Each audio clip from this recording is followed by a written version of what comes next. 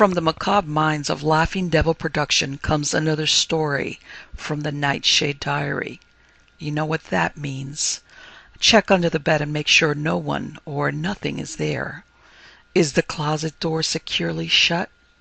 Then leave your disbelief behind, amp up your imagination, and hang on tight for another ride into terror and mystery. And like all good horror stories, just imagine it's a dark and stormy night. And remember, screaming like a little girl is permitted.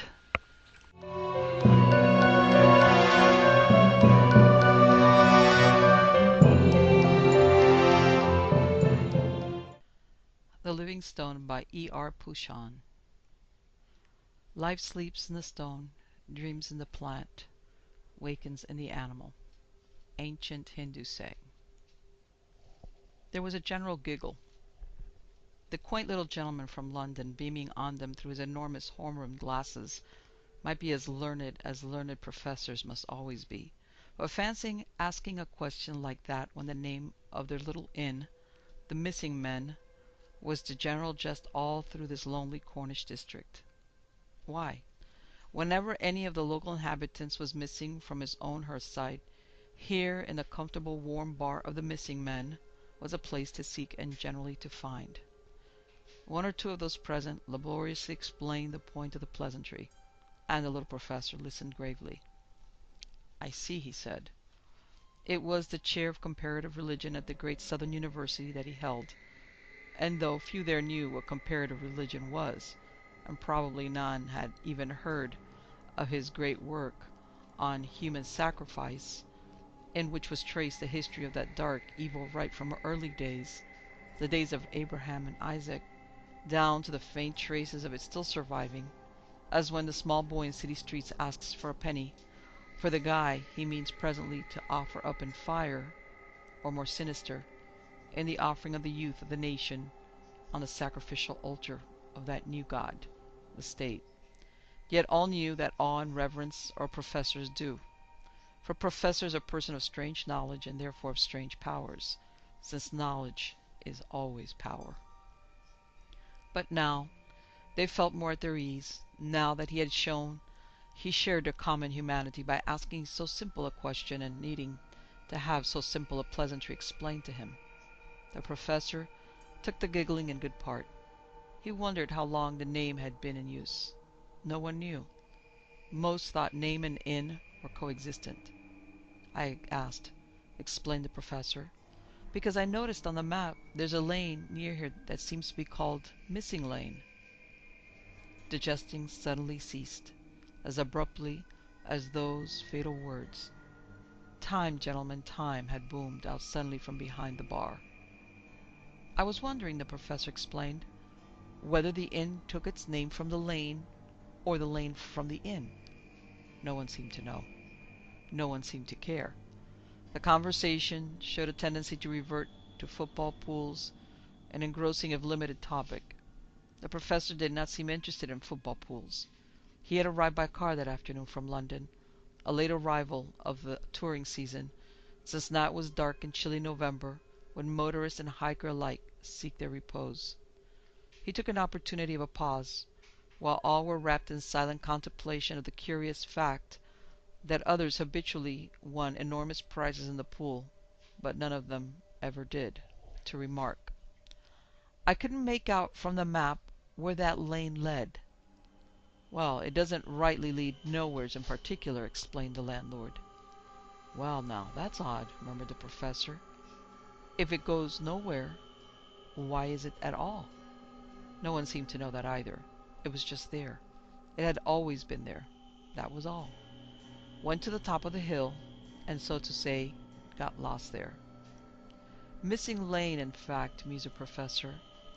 "Perhaps how it got its name. I suppose if it goes nowhere, it's not often used?" It began to appear that the lane was in fact very seldom used. Continued over the hill, it would have provided a short and convenient way to the nearest market town. Only somehow no one seemed ever to have thought of that. Men working in the fields by which it ran used it sometimes, and in the autumn blackberrying parties since the summit of the hill, where finally the lane lost itself, was famous for blackberries. But the blackberry pickers went always in parties, it seemed, and never stayed late. Not if they've sense, they don't, said an old man who hitherto had hardly spoken. And if they do, maybe it's them's that's missing or something of 'em. Not Grandpa, interposed the landlord warningly. 30 years ago, said the old man, and never none to tell to this day what became of Polly Hill.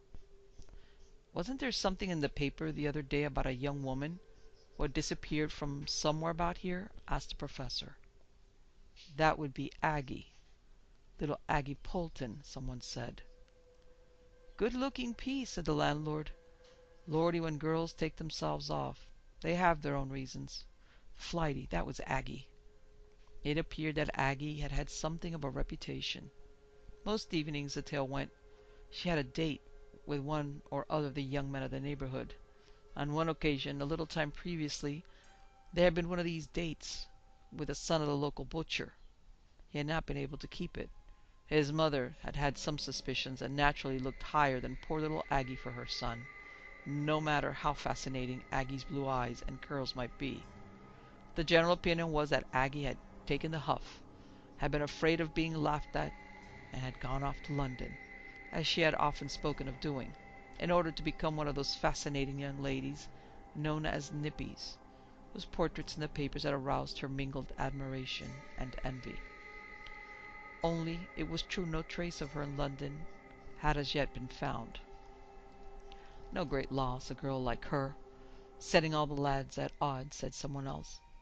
But I reckon Mr. Phelps up at Tor Farm would give a deal to know what's become of Beauty of Bolton 3. What's that? Asked the professor. He was told that Beauty of Bolton 3 was a prize bull, worth some 200 or 300 pounds, perfect in every way, and so tame and peaceable that it was allowed to graze out in the fields without any special precautions being taken.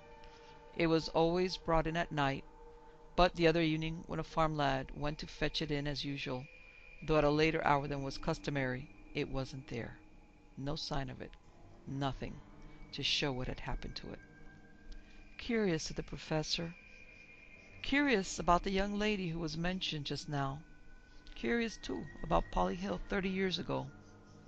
Curious again that in the annual register of 60 years back there's a mention of a valuable stallion that vanished in this neighborhood, supposed to have been stolen by the groom, as he vanished himself next day.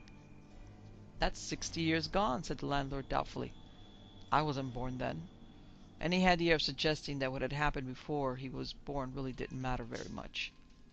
Lots of interesting reading in the annual report, observed the professor, and how odd, how often there is a mention of this neighborhood at intervals of 30 years.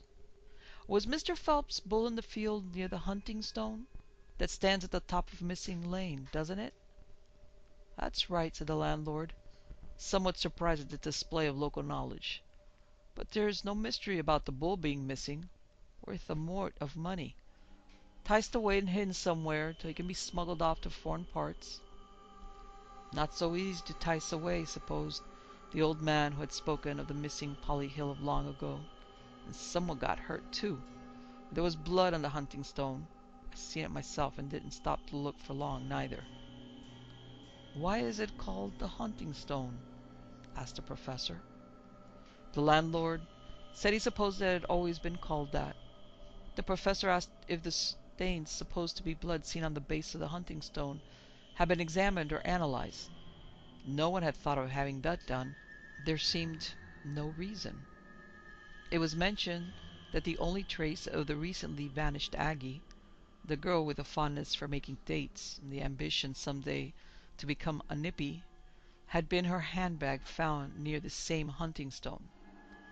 Probably her date with the youthful heir of the local butcher had been made for the foot of Missing Lane.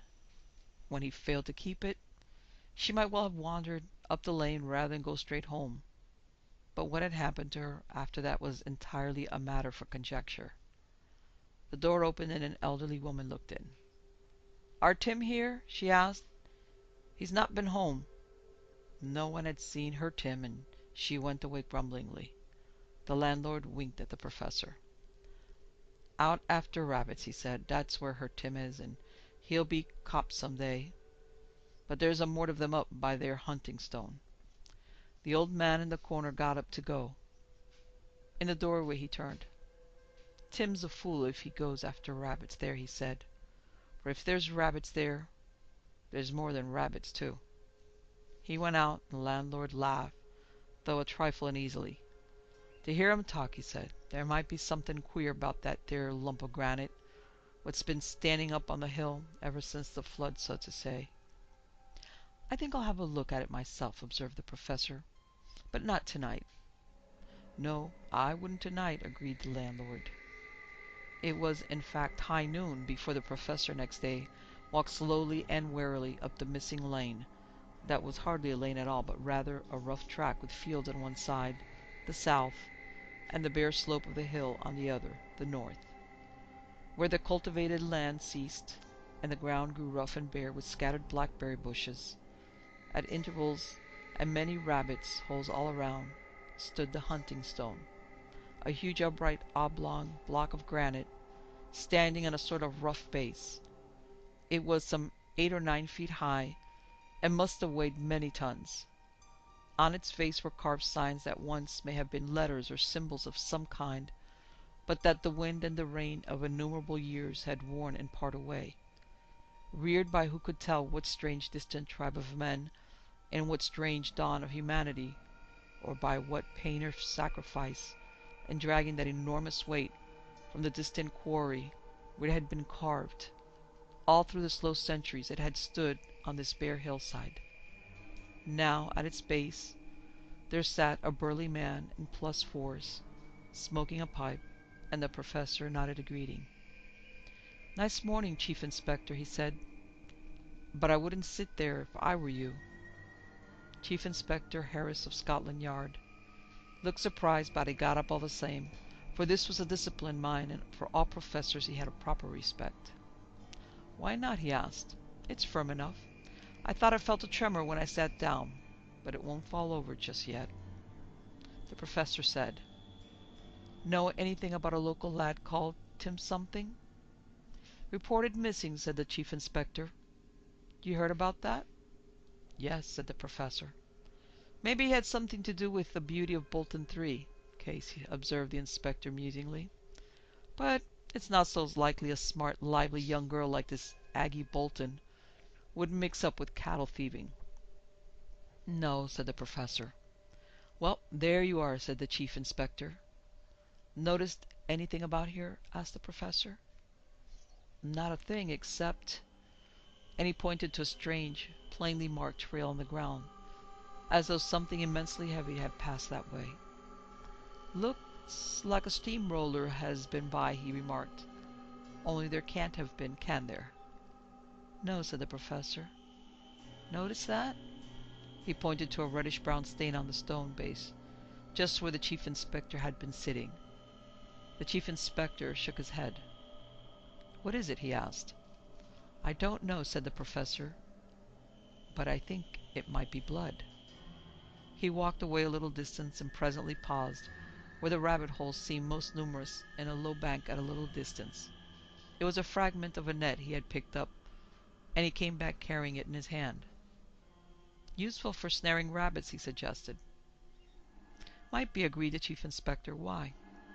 "In the pub they seemed to think Tim was very likely out after rabbits," the professor explained. "Well then," said the chief inspector, "don't think someone's kidnapped him, do you?" "Not kidnapped, no," said the professor. The chief inspector strolled away and seated himself again on the base of the hunting stone.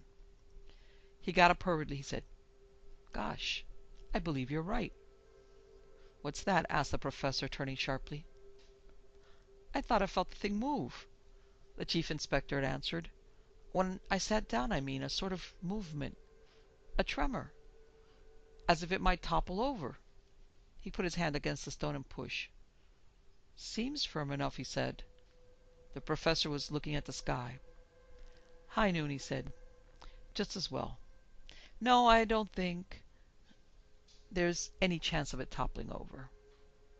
"Well then," said the Chief Inspector. He looked very worried and a trifle pale. He said, I'll swear I felt something. After a pause during which the Professor was silent, he added, if I didn't know I hadn't, I should think I had been drinking. I think we'll go, shall we? Said the Professor. The Chief Inspector agreed, somewhat hurriedly. He was looking back over his shoulder as they walked away. He said, it must be the mist. It gives the thing a sort of swaying sort of look, sort of to and fro, if you know what I mean. There isn't any mist, said the Professor. He was walking very quickly. At times he almost ran. The Chief Inspector said, what's the hurry? I don't know, answered the Professor. He added presently, I think where you were sitting is where the victims were offered when that was a stone of sacrifice. Ah, said the Chief Inspector. Enough to make anyone a bit jittery if they knew that. Or even if they didn't, said the Professor. When they had come to the bottom of the lane, he said, I want you to get me a bullock, white, without spot or blemish. Said the Chief Inspector. What's that? The Professor explained. The Chief Inspector said firmly, that's plumb crazy. Yes, I know, said the Professor. If it hadn't been for what I felt up there, said the Chief Inspector. White from head to tail, without spot or blemish, the Professor repeated. Right-o, said the Chief Inspector. It's a screwy business, he said. I feel I want to report myself off my head. You mean you want to report me, said the Professor grimly. I know. Only what happened to little Aggie Bolton? Where is she? What's become of Mr. Phelps' prize bull? Where's Tim, who went up there snaring rabbits, and now it seems he isn't anywhere? And why, almost every 30 years, does the annual register report some mysterious disappearance in this district? Oh, have it your own way, said the Chief Inspector angrily. I don't believe a word of it. And what's more, I don't know where to get to what is it? A white bullock without spot or blemish? We aren't cattle dealers at the yard. The Professor gave him an address. Friend of mine, he said. Big noise in the farming way. Ring him up. I asked him to see what he could do. The Chief Inspector went away to find a telephone. It was dusk when there arrived a lorry containing a fine young bullock. Its hide snowy white, no spot or blemish on it from head to tail. The Professor looked at it over carefully and seemed satisfied. Later on, as it drew towards midnight, by the light of the moon could have been seen the unusual sight of a learned professor and a Chief Inspector of Scotland Yard solemnly driving a snow-white ox up a steep and narrow lane. It was a perfect night. The moonlight lay on the land like a faint and silvery sea, lending to all things a distant, wan enchantment. Not a breath of wind stirred. Not a living creature was abroad. It might have been a land from which all life had fled, and through it there passed slowly that small and strange procession, the snow-white bullock and the two men behind. Keep well back, the Professor whispered. The Chief Inspector needed no such warning. He muttered presently, There's lots of rabbits here, but there's none about tonight. They know, the Professor said. Before them, plain in the white moonlight, the great stone showed upright and waiting. The Chief Inspector said, This moonlight plays queer tricks with a man's eyes. So it does, agreed the Professor. They walked on a little way. They were quite near now, or rather the bullock was quite near. The two men were some yards behind. The bullock paused and lowed uneasily, and the sound seemed to travel far through the heavy silence of the moonlit night. I've got the jitter, said the Chief Inspector.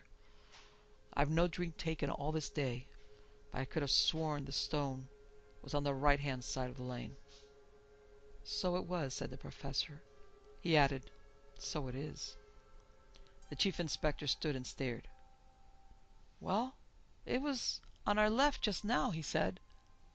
So it was, said the Professor. He stood still. The ox lowed again, a long, low call. The Professor took his companion by the arm. He said, We won't go any nearer. No, said the chief inspector. He said, "What's that noise?" "I think it's your teeth chattering," said the professor, "or else it's mine." The ox moved on. Again it lowed. It stood still, and then once more moved forward, very slowly, as if irresistibly impelled. "Look!" screamed the professor. They saw. In the pale moonlight they saw clearly. They saw the great stone, as it were, heave itself forward. Plainly they saw how it lifted itself from its base and propelled itself upon the approaching ox. Earth and sky were still. Still and motionless were the two men. The ox was still as they, as the vast immobile block of that huge stone lifted itself, left its firm base, flung itself in great leaps upon the motionless bullock. The chief inspector turned and ran. The professor followed. They ran as they had never run before, as few indeed have ever run but they, since few but they had ever had such need for fearful speed. Once the chief inspector fell, and as he fell he screamed, for he had felt something plucking at his ankle. It was only a bramble that had tripped him, but he was still screaming as he got to his feet and ran on again, nor indeed has he ever been quite the same man again. Not till they were near the inn, not till lights showed close ahead, not till friendly human voices could be heard, did they cease that wild and dreadful flight. When at last they were both safe in the professor's room at the inn, he said, "I knew. At least I think I knew, but it's a different thing when you see it for yourself." "No one will believe us," muttered the chief inspector. "I don't think I believe it any more myself. I thought it had me when that thing caught my ankle." He said fiercely, "What's it mean?" "No one will believe us," agreed the professor. "Why should they? For how long, no one can even guess. But all through the centuries that thing stood there and was offered every day perhaps the blood of living victims, human victims too, till at last, for the blood is the life, it began to have a life of its own, as evil as what caused that life, and when its worshippers no longer brought it victims, then it began to seek them for itself. So to preserve with their blood the dim life the blood of others had begun to create within itself." "You mean the beastly thing grew alive?" "I think it was wakening to life," the professor answered. The chief inspector went to the window and looked out into the palely lit night. "I don't think I shall go to bed," he said. "I should dream of that beastly thing making its way down here, crashing in the door, the walls. What could any man do against 50 tons of granite made animate?" "It'll be safe tonight," the professor answered. "Safe and satiate. Satiate probably for another 30 years. Asleep again. The life within it. We won't risk another wakening, though." He motioned towards his luggage. "There's enough high explosive there," he said, "to blow up half the hill. We'll wait till high noon." "No one will believe us," the chief inspector repeated. "I don't think I do quite myself. If I did, I think I should go mad." "Well, neither of us believe it," agreed the professor. "Safer not to." After a time he added, "Not only in those days of the dawn of humanity have men made for themselves a god to destroy themselves."